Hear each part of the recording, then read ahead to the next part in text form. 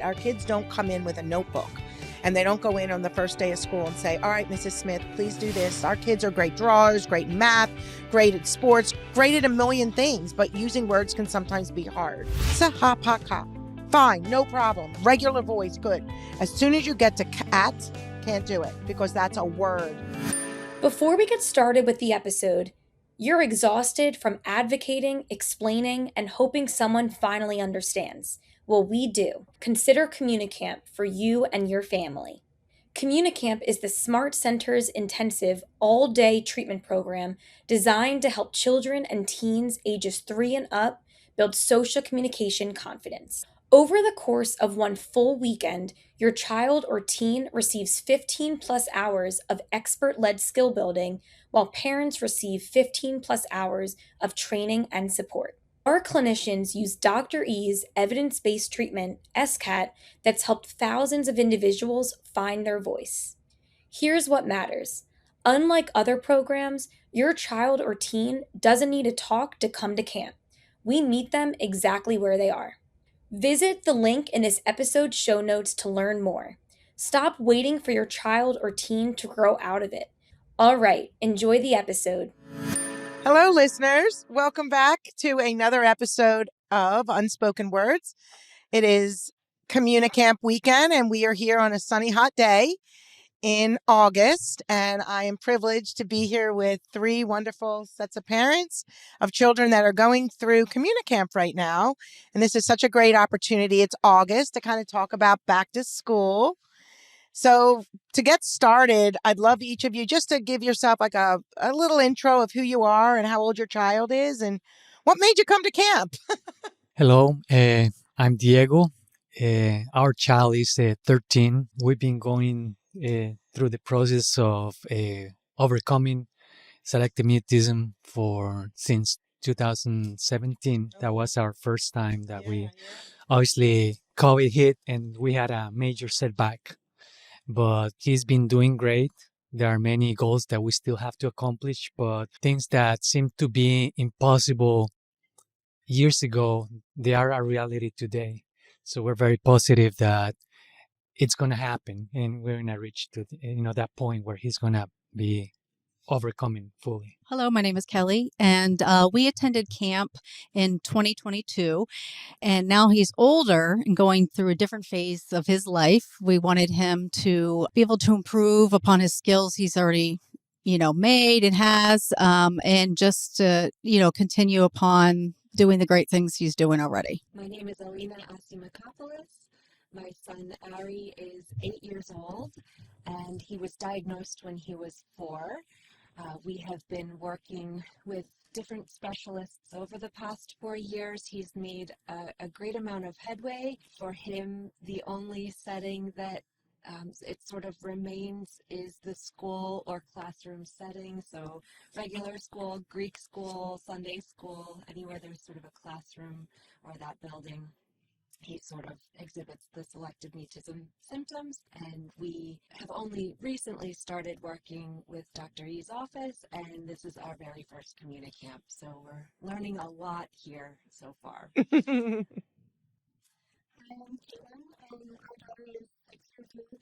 She got diagnosed when she was just turned 4, so we came here to help her in school. She's about to start in school in the fall, and so her development, and we also want to learn strategies to help her as well. Yeah, everyone's 6 now, and I think we just noticed her already over the last couple of years growing. So I think it's going to be great to equip her to do that more, but also, like what Caitlin was saying, for us to learn, just from yesterday to today, feel like we have a little bit more knowledge on how to help support her. I feel like it's going to go really well. Excited to be here. Thank you so much.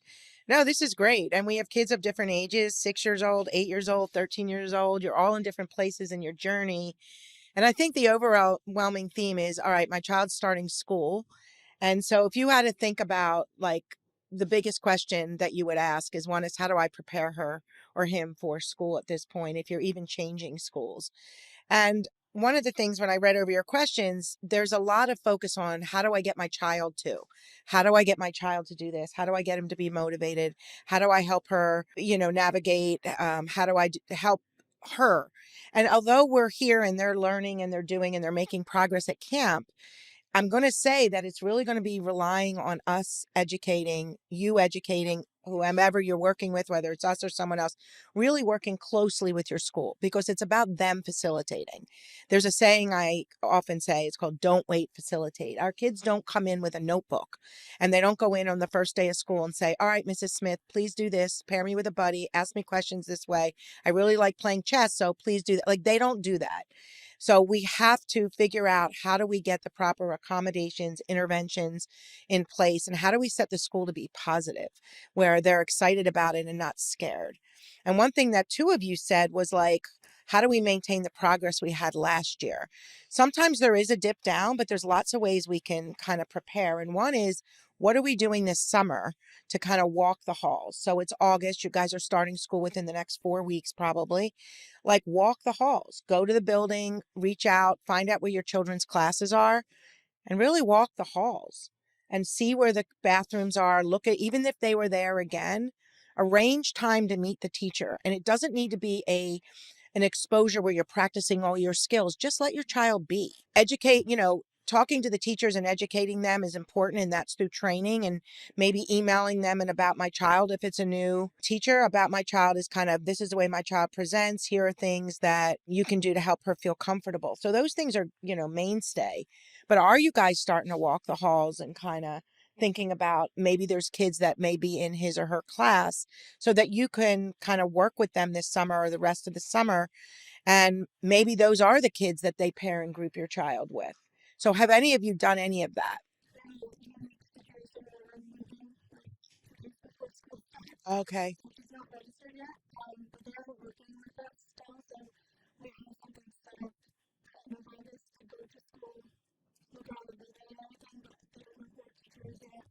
So I don't have to be able to meet the teacher and stuff like that. Okay. But, we have brought her to the playground several times to play, which she seems very excited about. So yeah, that's so far it. So we're all nervous. I can see it in all your faces, and some are transitioning to new schools and new teachers and new places. There's something called fake it till you make it. And although I'm not a real big advocate of making up stories to our kids or telling them things that aren't true, I am an advocate of projecting positive feelings onto them. And the way we look and what we say, they suck up like there's no tomorrow. They're very sensitive beings. So if you're nervous, if you're talking to your parent, your own parent, like, their grandparent or a friend, and you're like, I'm really nervous. I'm really this. Like, you got to be really careful with how you present it. You can certainly validate them and say, I can imagine this is pretty scary to start a new school if they say that. Say, here are some things we can do. So you kind of take their fear, their worry, and you acknowledge it. You never want to dismiss it.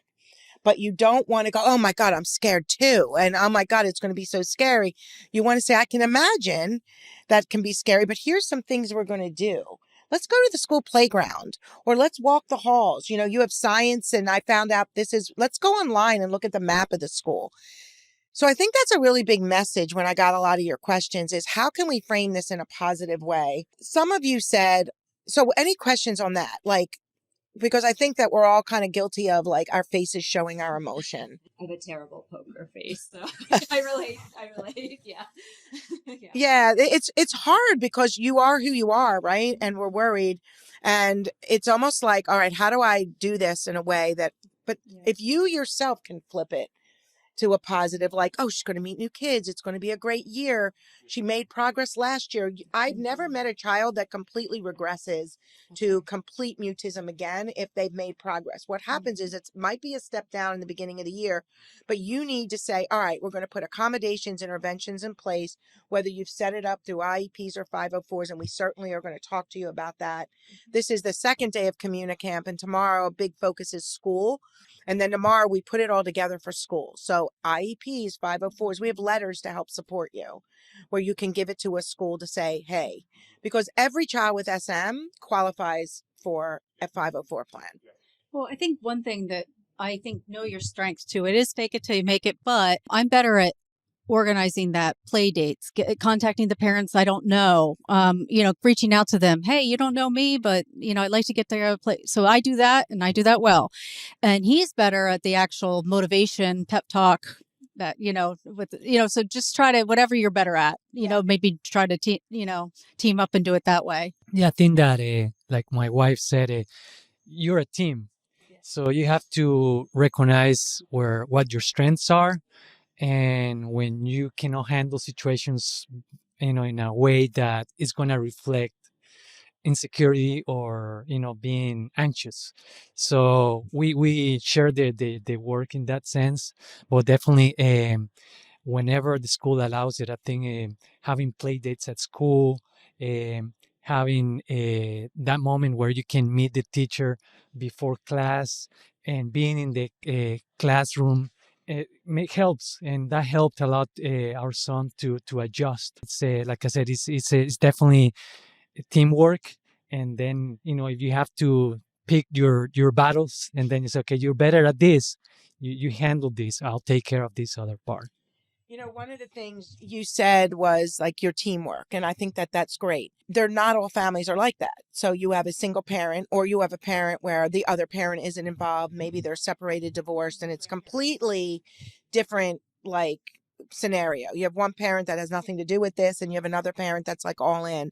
So I think it's about, when I was trying to say was like, we get anxious on our face and some of us panic. So it's really nice. You can turn to your husband and go, please, I've got to go to the bathroom. Can you handle this? But sometimes you don't have that option. And so I'm trying to flip it to a positive. I'm big with that in general. And I even help children do that. So when we're working with kids and they're negative, a lot of times, like, you'll see this, the slumped over, I can't do this, I can't do this. As kids get older, it's like, hey, let's kind of see all the things you can do. Just like one of the things I said yesterday is like, praise your child for things, not even social communication related, because sometimes we focus on all that they're not doing, but not realizing all that they are doing. And when you do that yourself, it lifts you up and you're projecting that. We just got back into town. So over the summer, we were out of the country. And so now we start school on the 24th. So now we're kind of going to kick it into high gear and start the play dates up with his buddies. He has a mega play date crew with his best friends, and these are sort of like-minded kids. And for the family that's moving, maybe, I don't know, maybe you could do like some video calls with your school or something like that just ahead of time, so she sees some friendly faces, like her I know she doesn't know her teacher yet, but they'll know soon, and right. You'll find out before you're there in town, and maybe you can kind of do that a couple times. Maybe the teacher could arrange like a video call with a couple of kids from class or something.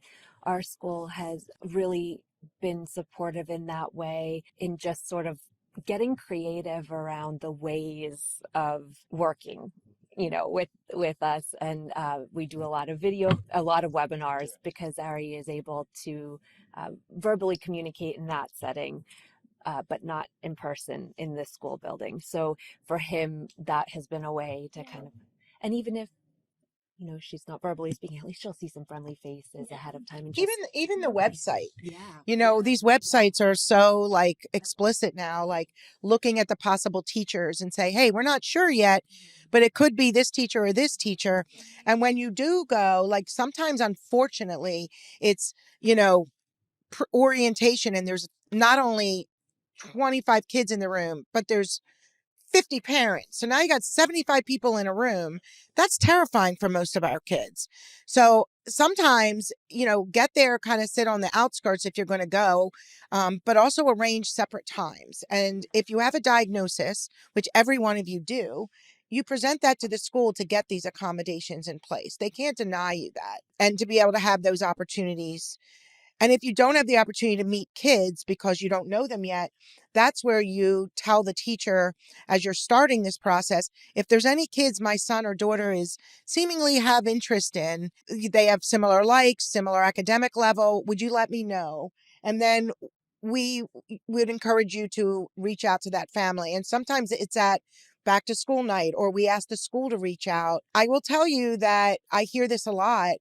And it's interesting because that ends up being their good friend. It's almost like a bonding moment at the beginning of the school year when you find, it's like when you start at college and you went to school and you like had your like orientation, everyone in your hall, they become your friends almost the entire time, right? Because you end up like bonding over these moments that are like, so I think those are really, good recommendations. Two of you have new schools. So really checking out those buildings are really important. So that's the kind of the preparation. What questions do you have on that part of it?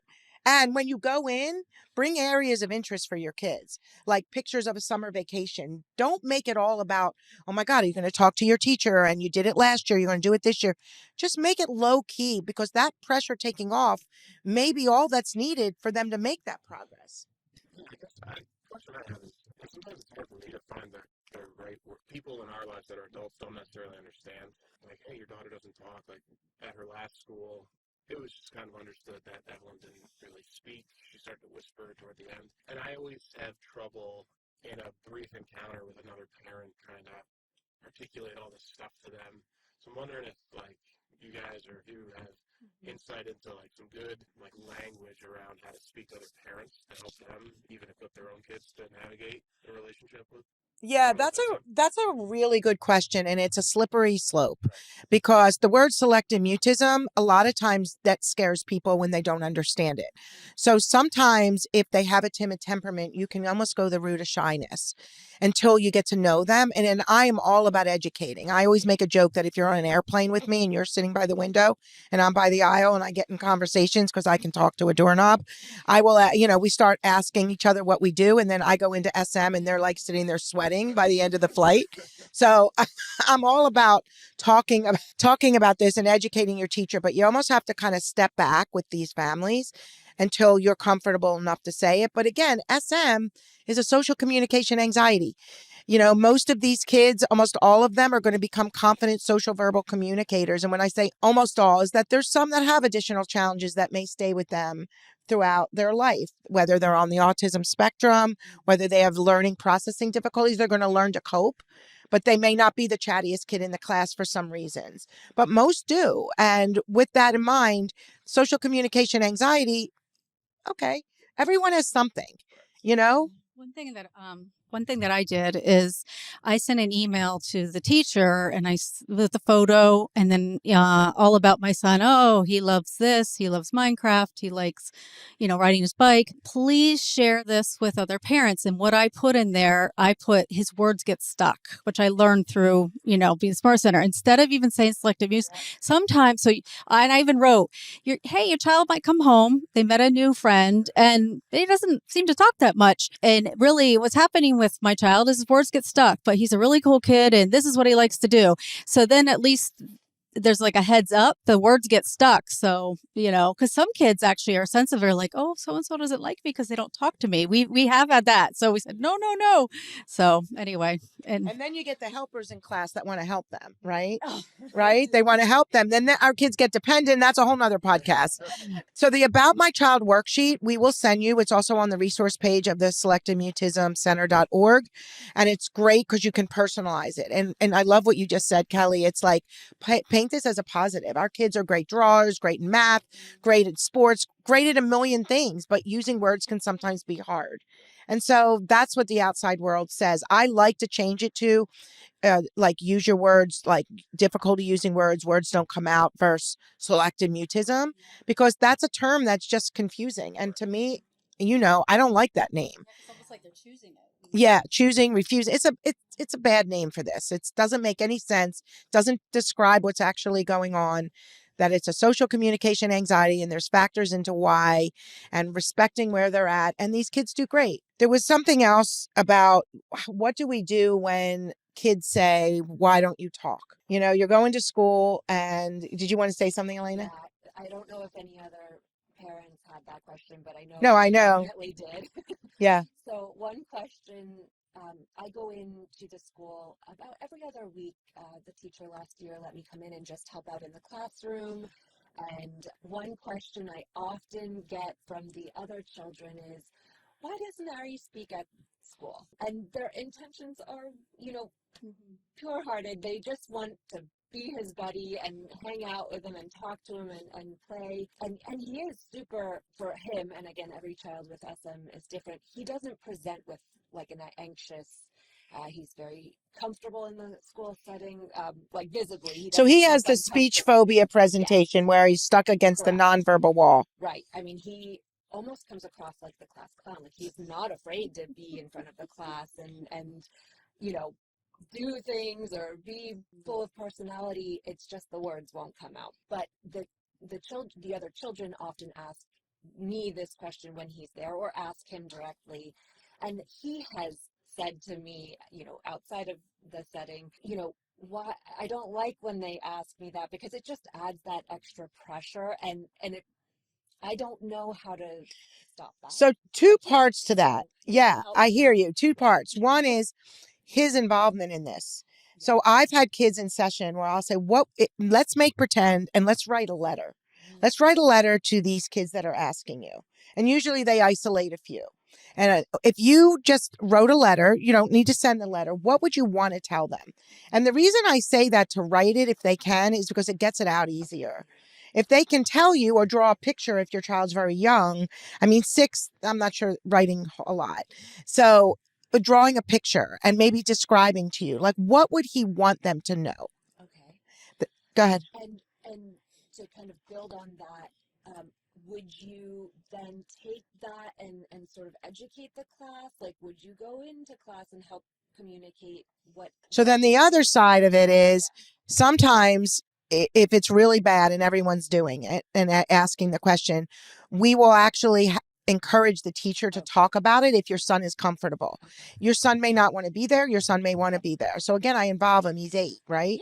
And it could be that everyone has something that's a little scary or hard for them to do. Does anybody have anything scary or hard for them to do? And then you get the precocious ones that go, I'm scared of when my dad goes really far away and flies on an airplane. Someone, I'm scared of monsters. I'm scared of the dark. I'm scared of bridges. And then it's like, okay, well, Ari, it can be kind of scary for him to use his words. And because you're scared of monsters and you're scared of the dark, we don't want to talk about that a lot. We don't keep reminding you of that. So with Ari, look at all that he can do. He's a great helper. He's great at puzzles. He helps, you know what I mean? He's so friendly and he's funny. And you kind of have the teacher kind of relate it to them. Okay.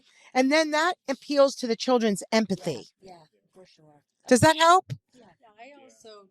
I also used your book, I guess your daughter, from her point of view, why, like, I don't talk, and the teacher read that out loud. Yeah. It depends on the age, of course, you know, because an older student is going to be kind of, you know, but yeah. So when he was young, we did that. I sent that in and let it be up to the teacher to decide the right time. So it's not like a weird, hey, we're going to, To be involved. Yes. And I love Yes. it because that's why Sophie wrote that book. When Yes. she was young and doing her 13-year-old mitzvah project for her bat mitzvah, she wanted others to understand what she felt. So Unspoken Words, which is obviously the name of my podcast, was a way for her to say, this is what I'm feeling without using words. So when I'm in music class and I cover my ears, it's not because I don't like it, it's because it's too loud.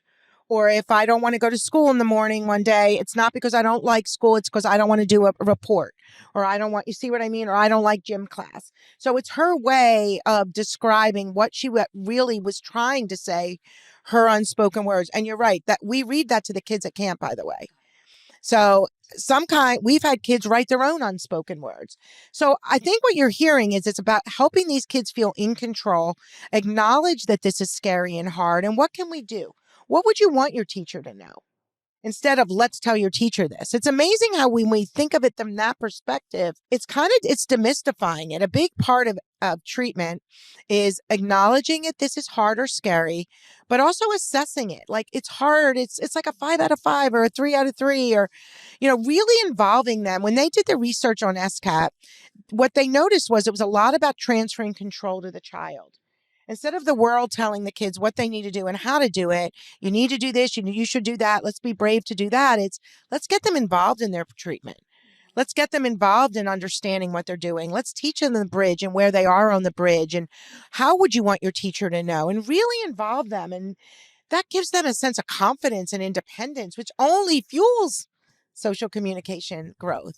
Okay, yeah. Yeah, so I think sometimes to that point, when I've tried to talk with my daughter in the past, it tends to be in inopportune times, like on the way to school. That's or great. after school. Cars and bed. When you're laying and saying stories Yeah. are the best I times. think, and what I found with her, and I think maybe on the way to school, and my approach hasn't been right after learning what I'm learning already this week or this weekend. And I don't understand. It seems like she doesn't want to talk about it that much. She doesn't open up about it. She doesn't understand. Yeah, so I'm wondering if they're like, I guess I just need to have some better conversations with her. If there's strategies to like, we haven't really had the conversation like, hey, we understand you have a difficult time using your words, and we've talked about it kind of being around the bush, but she kind of lights up when we do it. So we don't have adults that understand this, right? Teachers don't often understand.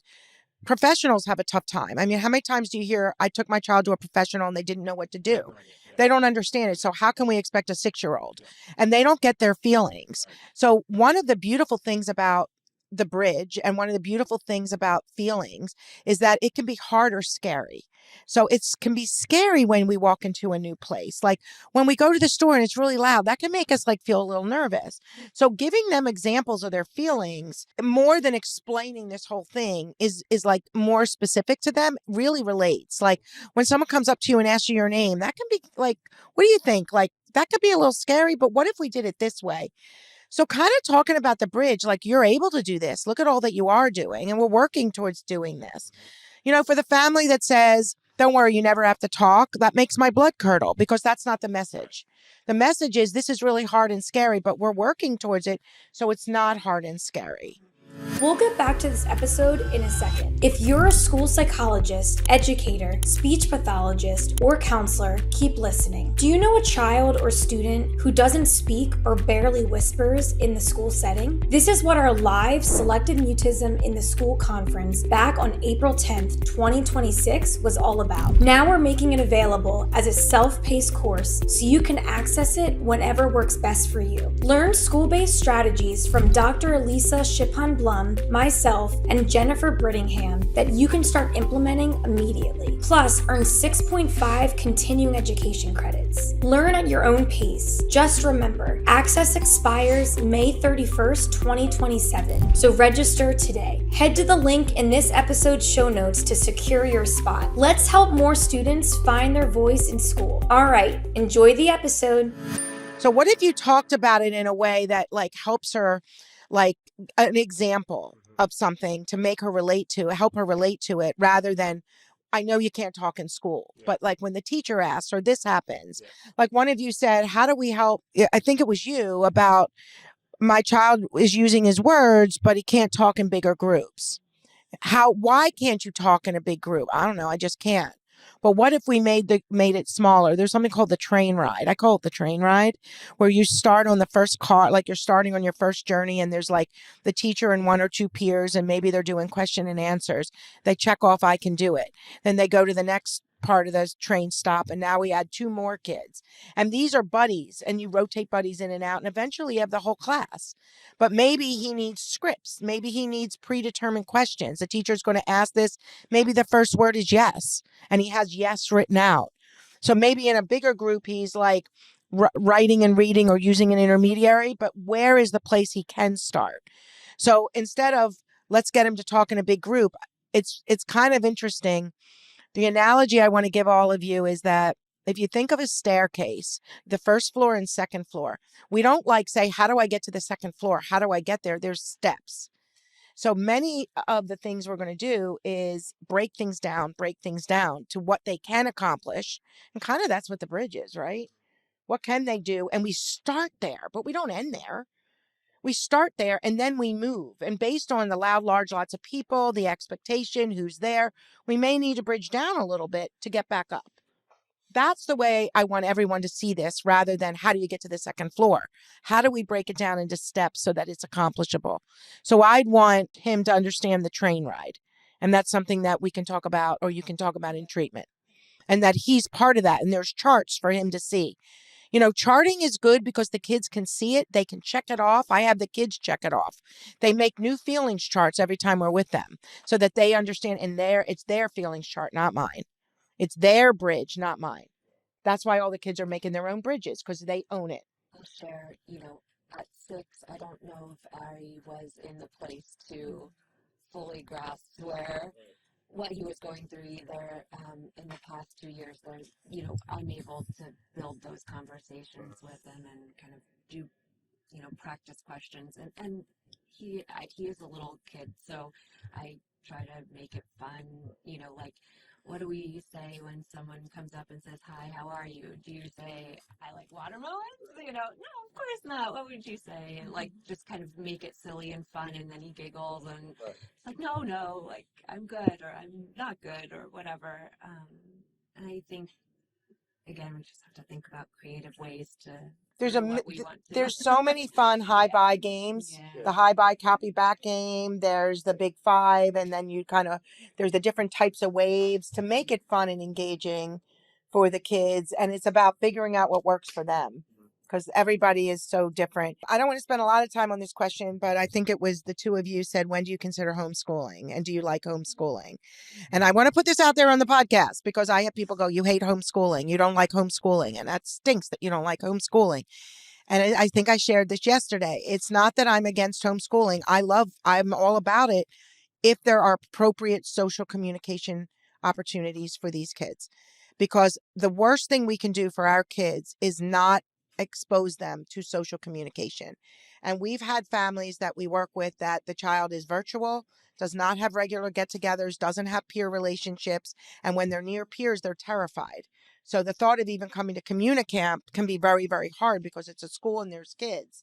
So if you homeschool, listeners, you've got to figure out, how can we get frequent social communication opportunities with similar age children on a regular basis, because that's where they're going to learn how to navigate conversations, social interactions, and that has to be done not once a week, not in a big group of 50 people. So that's my issue with homeschooling. So sometimes it's the lack of, and this was a theme among all of you, the need for school-based accommodations and interventions that are specific. When a family says, "Can I have a sample IEP or a sample 504?" Of course, there's general recommendations, but what is specific for your child based on his or her needs? And everyone has small group. It's what you do in the small groups, with who you do it, how you question, when you question, where you question, it's all of the nitty gritties. It's not just small groups in and out of the room and a buddy process. Everyone has that. It's how do you work the buddies? It's where are they on their stages? What's the focus of the small group? When do you question? Who do you bring in? So accommodations, interventions, if you're in a public school, at the minimum, you can qualify for a 504 because SM affects the major life activity of speaking. And depending on the other comorbidities or whys and the degree or severity of SM, an IEP may be in order.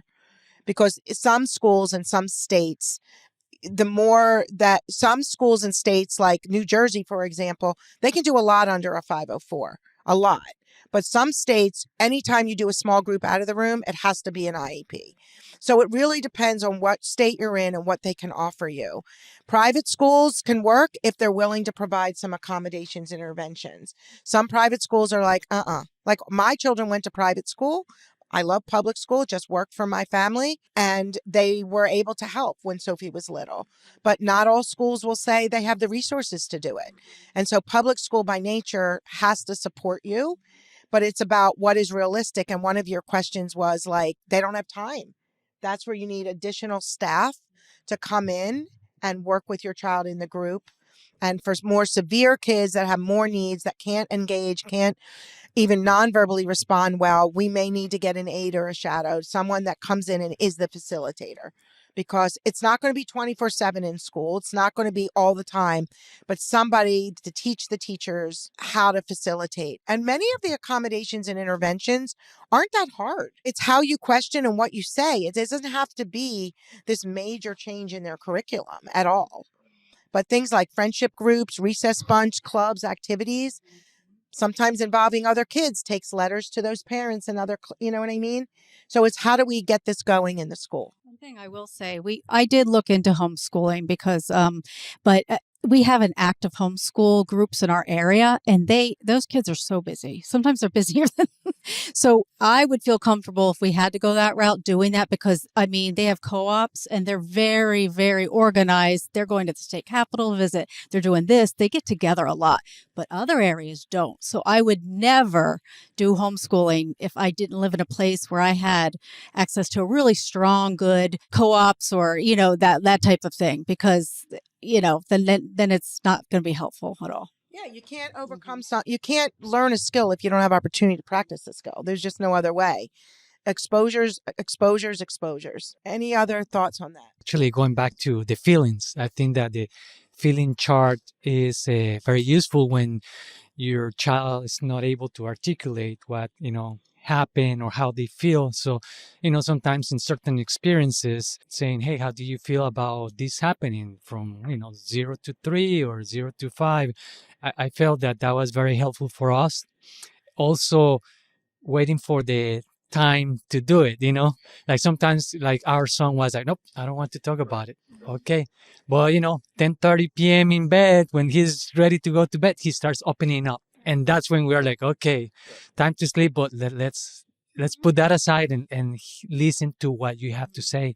And at least personally, I also share that I'm a human. I also have my moments of fear.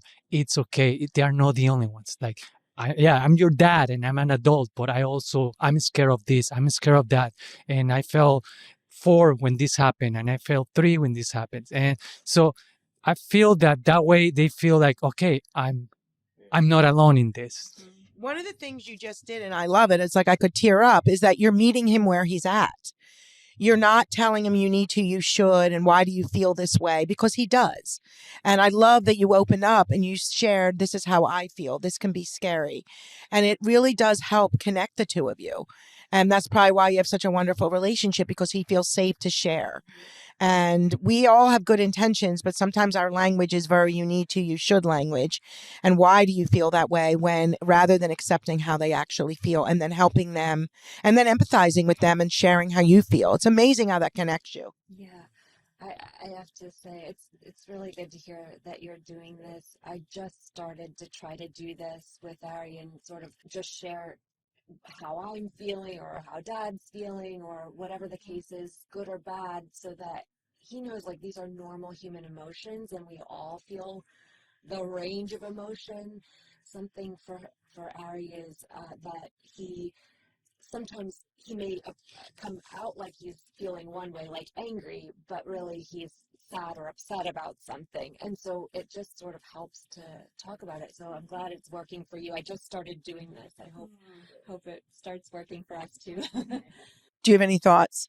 No, that's really helpful. I think the homeschool question kind of came from almost our fear of, if she regresses when we go to a new school, and like, is there a period of time in observing her that, it's time to just like maybe try a different approach. And it doesn't sound like even after being here, like that's not the right strategy. And we can be equipped to navigate even if she doesn't do great in this new school. Her previous school, her teacher was fantastic and was very accommodating, understood what was going on, and provided accommodations even without a 504. Moving to this other place, we were kind of, is this a private school you're going to? Private school. Now you're going to public. Yeah. So if we're you, now. yeah, and we talked to the head of the special education department. They are going to. We've been trying to get a 504 plan for her for about a year and a half. Somebody denied her services. They can't really deny if you have a doctor that says he's, that's rough. Yeah. Are you in Pennsylvania? No, we're in New York. Yeah. And, but this department is, they're like, you're going to move in and get registered 2 days before we start. 3 weeks later, they have a big board meeting. We're going to have a meeting to set up for 504 before that, have it approved, meet with her, and get going. They're really helpful. So I think like that question was coming from, we weren't really sure what was going to happen. I want to be conscious of like the homeschool situation, because I'm going to get listeners sending emails saying, I can't believe you're against, you sound like you're against homeschooling. I'm not against homeschooling. If you choose to homeschool, it's because you want to homeschool. I want that environment. I love what it offers. Like you were saying, Kelly, there's co-ops, there's social communication. I am like your biggest fan. I'm like, go for it. Here are the things you can do in co-op. Here are the things you can do with those kids off, at your home, have a baking club, like whatever it is, I will help work with you on that. But if you're going to homeschool because you don't think you're going to make it in the school, that is what I don't love. Because if you want to stay in that school, then there's ways to make this happen. Is it easy with all schools and accommodations, interventions? No. In fact, it can be rough. Some it's easy, it works, it all fits together. Others, it's a battle. So let's hope it's not, and that they're able to be receptive. I will say that whomever you're working with clinically can be a huge advocate for you. Yeah. When we do trainings with schools, we state facts. We're not emotional about it. And sometimes if a family's had like not you guys, because you guys it's not you guys, but because you're just starting. But we have families that have, for years have been in battle with schools. It's more now about their battle rather than their child. Like the parents are desperate, the school's angry, and it's more of like you see these battles. And then it's like I'm walking into a battlefield. That is really rough. But if you're just, and then it's how do you navigate that? And again, what's always worked for us at the Smart Center is just stating facts. This is what this child needs.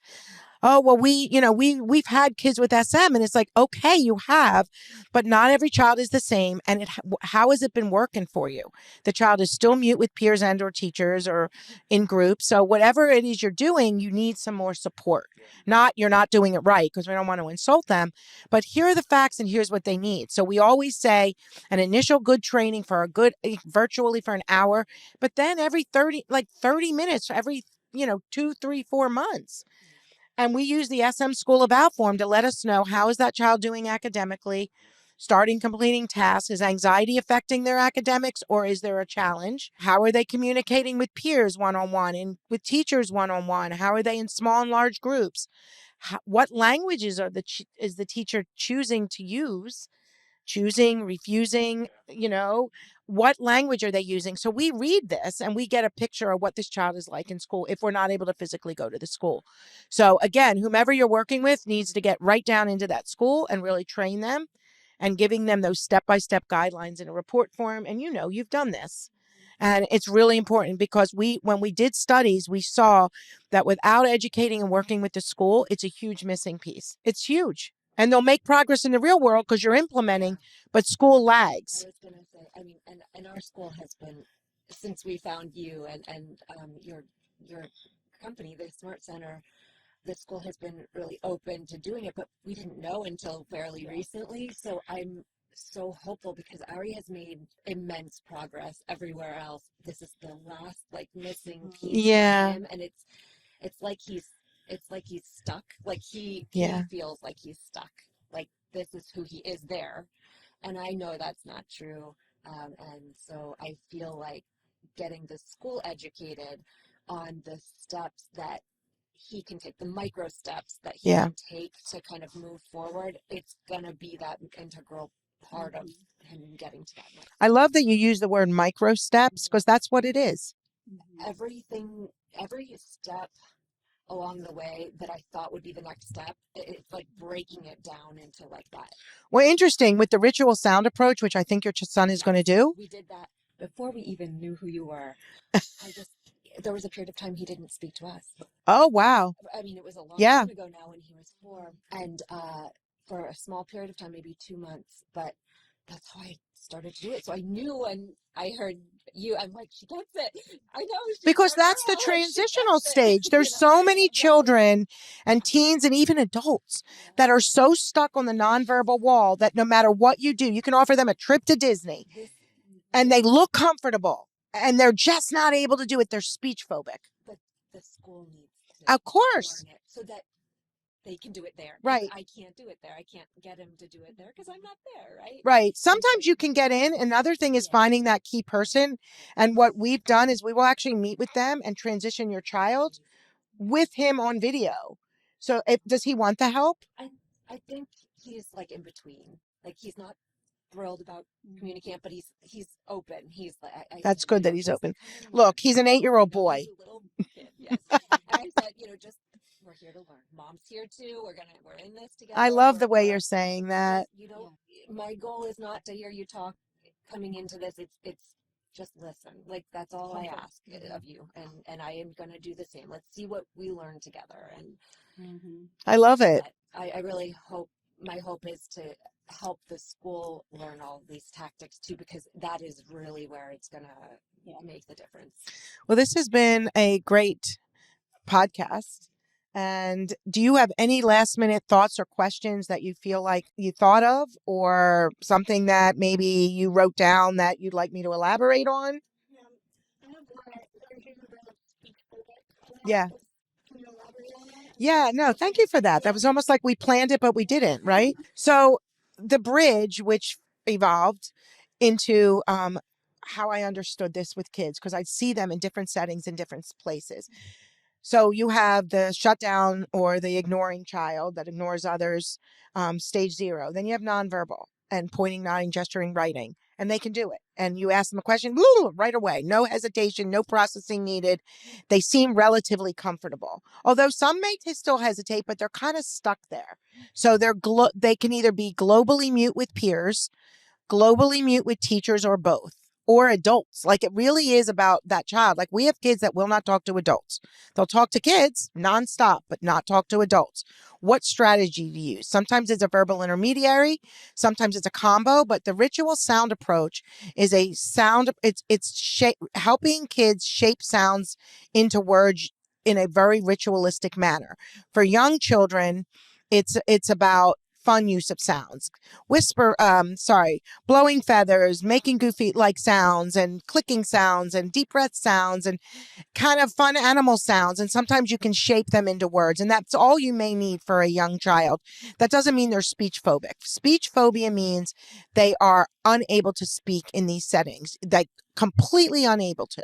Doesn't mean that they're completely mute often, but it could be just one person and they're really stuck. And so how do you transition those kids if they're really stuck? So the transitional stage between stage 1 and 3 is stage 2. And that is called the missing link to treatment. And when we see families at the Smart Center, it's always using that in some capacity, whether it's using a verbal intermediary in a strategic fist length, half an arm, full arm, or measuring or whatever in a way that's fun, or it's simply this or that and using an intermediary, tell me, and they do it.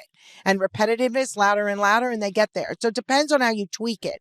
But a speech phobia is someone that's very phobic to speech and they're stuck in the nonverbal. They won't even use a verbal intermediary in that setting. Or if they do, it's very minimal. Now, there are kids you can use sounds to words that aren't so stuck, but a true speech phobic, which sounds like your son, is very stuck but comfortable, and he can be a class clown. Yeah, I don't know how to get to the ritual sound approach. Yeah. When you add someone and he shapes sounds into words. Now, some kids are so speech phobic, and I know it's one of the kids at this, not one, there's multiple speech phobics at our camp and in the green group. And what happens is when you get to a real word, like one particular child, we can do 3-letter words, we can do 5-letter words, sahapaka, fine, no problem, regular voice, good. As soon as you get to cat, can't do it because that's a word. Yeah. Well, that's from a sense that it stems from early sense of high expectation for speech when they weren't there yet. People were trying to get him to talk when they weren't there yet, and he developed a phobia and avoidance and increased anxiety. And it's stuck with him, and now his behavior is very conditioned. So I know there's talk about contaminated environments. In a way, school is. Yeah. I'm not a big fan of that term because I look at it like it does, and it feels contaminated, but the reason I see that as permanent, almost contaminated, how do we help him become uncontaminated? And one way is the sounds to words approach for him. And I think that's going to be the strategy, and I am sure they're working on that now with him. Okay.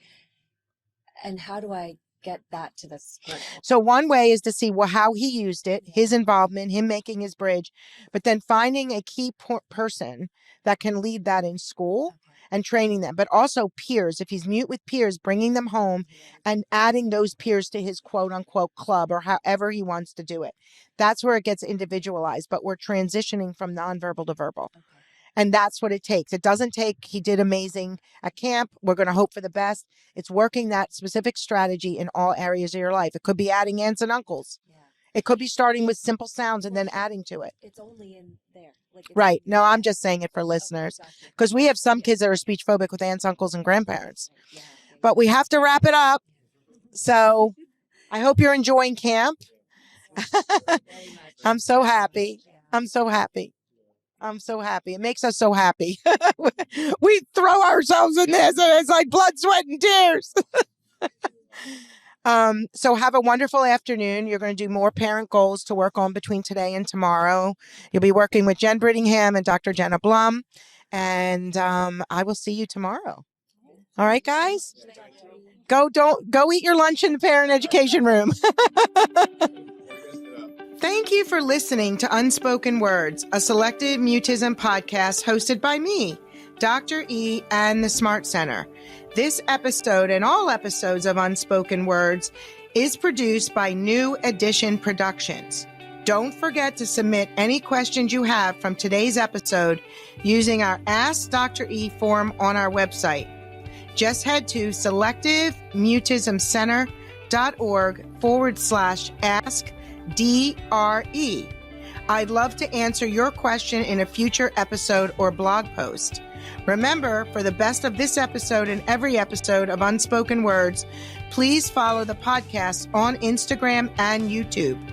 We are at Unspoken Words _podcast on Instagram and Unspoken Words by DRE on YouTube. Or join our newsletter for additional SM content. We release new episodes every other Monday at 6 a.m. Eastern Standard Time. We'll see you next time.